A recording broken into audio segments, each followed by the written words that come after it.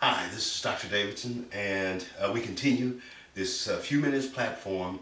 This is the Christmas Marathon, and we're in Luke chapter 1, and we're in verses 5, and we're going to read through verse 7, 5 through 7. And when Herod was king of Judea, there was a Jewish priest named Zechariah. He was a member of the priestly order of Abijah, and his wife Elizabeth was also from the priestly line of Aaron.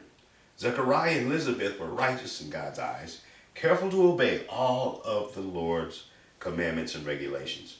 They had no children because Elizabeth was unable to conceive, and they were both very old. We're going to talk about an elderly priest and his wife. You know, as we launch, as Luke is here writing about this, he's the only one, by the way, who happens to catch this part. Recall in the first session we told you that Luke writes about the gospel from a healer's perspective.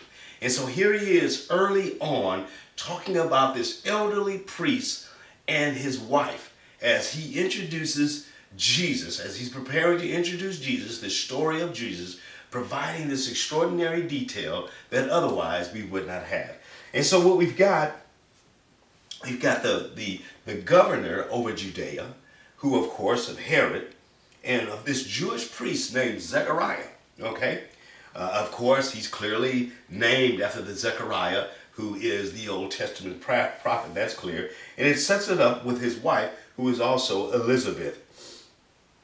And look what it says. They were both righteous in the eyes of God.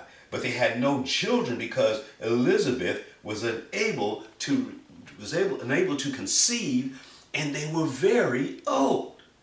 So here we have this story that Luke is preparing to tell us about Jesus, but he begins with this priest and his wife, and they're unable to have children. But they were honorable people in the eyes of God, though they have not had a prophet at all in more than 400 years, which we'll talk about in just a second, and just the next session, if you will.